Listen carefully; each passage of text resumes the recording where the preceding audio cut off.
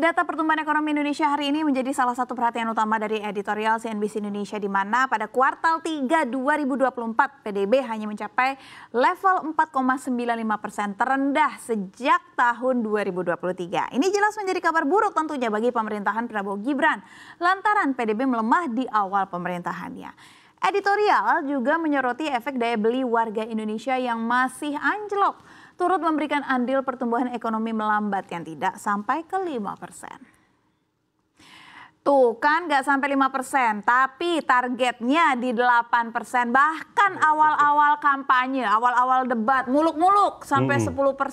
Belum berapa hari aja udah sampai di 4,95%. Apa nggak sepaneng semua rakyat Indonesia ngelihatnya kayak gini? Gimana nggak heboh nih semua orang? Gimana dong? Walaupun ini sebenarnya terjadi kuartalan. Kuartal 3 2023 juga di angka 4,9 sekian. Sekarang di 4,95%. Dan semua orang banyak melihatnya ini sebenarnya terjadi secara historis umum. Apakah memang kita harus memaklumi setiap kuartal ketiga kita jeblok? Artinya akhirnya kita harus mewajarkan setiap kuartal ketiga artinya kita lemah. Gimana tanggapannya Mas Ai dan Mas Michael? Iya, kalau dilihat yang pertama yang pasti ini belum kinerjanya pemerintahan Prabowo Gibran karena periodenya masih Juli, Agustus, September. Artinya masih pemerintahan sebelumnya. Walaupun menteri-menterinya sama aja nih sebenarnya gitu ya. Jadi memang ini dari pemerintahan sebelumnya. Dan kalau kenapa kuartal 3 ini 2 kali berturut-turut di bawah 5%, ini ada efek seasonal juga sebenarnya karena ada lebaran yang kalau kita lihat kan sebenarnya terus mundur kan. Kalau dulu akhir tahun, maju ke tengah tahun, sekarang kan udah mulai mendekati di kuartal 2 dan kuartal 1 gitu. Nah, jadi ketika orang udah mulai jor-joran di kuartal 2, terus kehabisan duit, kuartal 3 mulai ngerem belanjanya gitu. Nah, tapi yang perlu dilihat di sini komponennya. Pertumbuhan ekonominya oke, secara keseluruhan kita bisa lihat ini masih ya sekitar 5% lah, walaupun di bawah tapi masih sekitar 5%. Kenapa jadi kabar buruk? Karena yang pertama konsumsi rumah tangganya, karena itu udah sejak beberapa kuartal terakhir itu selalu di bawah 5%. Sementara kalau dulu sebelum pandemi itu kita stay di atas 5% gitu. Artinya daya belinya itu masih oke, income masih oke, orang masih mampu untuk belanja ini itu segala macam gitu. Nah sekarang ternyata orang sudah tidak punya kemampuan lagi untuk belanja gitu. Mungkin penyebabnya ada beberapa faktor ya. Yang pertama itu misalnya kayak harga barang. Kita lihat beras waktu itu kan harganya mahal banget ya, sempat naik tinggi. Bawang, cabai segala macam itu juga naiknya tinggi, dan itu kan sangat berpengaruh ketika uangnya ibu-ibu nih yang dikasih bapaknya buat belanja itu berkurang, artinya dia bakal ngurangin tuh belanja-belanja yang lain. Belanja bajunya juga mulai berkurang. Makanya kita lihat kan sekarang industri fashion juga udah mulai lesu gitu ya. Terus belanja lainnya kayak jalan-jalan ditambah tiket pesawat yang mahal, orang juga jadi sulit. Iya, artinya kan kalau orang semakin sulit mobilitasnya atau juga sulit mengeluarkan uang, nah itu biasanya ngaruh banget ke konsumsi rumah tangga gitu. Kalau dari market sendiri Mas Ai melihatnya seperti apa? Ya, market juga akhirnya jadinya worry gitu ya. Sebenarnya ada apa nih? Daya beli, intinya kan ini permasalahan daya beli kan. Daya beli masyarakat tuh menurun. Jadi memang kalau gampangnya itu ada mismatch ya antara pertumbuhan income dengan spendingnya gitu ya. Jadi pertumbuhan spendingnya ini lebih besar dibanding pertumbuhan income-nya, sehingga daya belinya menurun gitu kan. Nah ini kan menjadi suatu isu gimana caranya pemerintahan sekarang ini mendongkrak daya beli masyarakat gitu ya. Karena kalau misalkan itu tidak berhasil, tentu akan ada kekhawatiran di market nih, di pasar gitu ya. Investor juga mau masuk mungkin juga mikir-mikir gitu ya. Kalau daya belinya rendah, gue bisnis di Indonesia untung gak nih nanti kan gitu kan. Jadi memang harus ada stimulan-stimulan atau mungkin ada kebijakan-kebijakan yang bisa men-trigger atau mendongkrak daya beli ini gitu ya. Either mungkin insentif pajak gitu ya, atau mungkin ada bantuan sosial, atau mungkin juga ada apapun lah yang bisa mendongkrak konsumsi rumah tangga tadi yang memang terus turun gitu ya.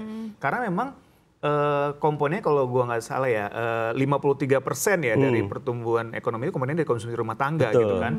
Jadi kalau konsumsi rumah tangganya turun, otomatis pasti semua pertumbuhan ekonominya nih cenderung turun gitu ya. Walaupun ada investasi, ada yang lain-lain gitu ya. Tapi memang yang PR utamanya di konsumsi rumah tangga. Iya. Nih, gimana Dan kalau tadi Mas Ai bilang investasi, Kementerian Keuangan sebenarnya udah bilang ya, salah satu investasi ini menjadi salah satu komponen yang menopang pertumbuhan ekonomi. Ya. Walaupun itu hanya satu, tetapi rumah tangga ini menjadi komponen besar yang bisa menopang pertumbuhan ekonomi dalam negeri. Nah, sekarang jika berbicara tentang kebijakan, apakah kebijakan yang saat ini sudah disiapkan oleh Prabowo Gibran ini benar-benar bisa menopang pertumbuhan ekonomi biar setiap kuartal ketiga nggak turun lagi di bawah 5%, karena targetnya Prabowo 8% loh, tinggi loh. Gimana caranya biar sampai? Ini aja kita bertahun-tahun 5%, sekarang target ini 8%. Kebijakannya udah moncer belum nih sekarang? Nah, kalau untuk 8% memang butuh waktu yang nggak mungkin tahun depan lah ya. Entah 2 atau 3 tahun lagi, kita nggak tahu. Tapi kalau dilihat apa yang harus dilakukan, yang pertama untuk jangka pendek dulu. Daya beli ini harus diselamatkan gitu. Nggak bisa pemerintah menganggap semuanya baik-baik saja ketika data makronya bagus. Kan Prabowo sendiri yang juga bilang ya, kalau jangan cuma lihat data makro aja, lihat lebih ke bawah, lihat mikronya kayak gimana. Jadi tahu masalah-masalah yang dihadapi masyarakat gitu. Misalnya kalau ingat awal tahun gaji berkurang nggak? Berkurang kan gara-gara ada format baru penghitungan pajak. Memang banyak yang bilang cuma 100-200 ribu, tapi itu berasa loh. Saya sih berasa 200 ribu ya. Gitu kan. Sebagai generasi sandwich sih 200 ribu berasa. 200 ribu berasa gitu kan. Nah, harusnya mungkin kita bisa pakai buat kuota atau buat bayar token listrik, BPJS gitu. Akhirnya kita nggak bisa gunakan. Terus kemudian kita lihat harga-harga barang gitu. Harga barang kan juga semakin mahal ya, terutama pangan gitu ya.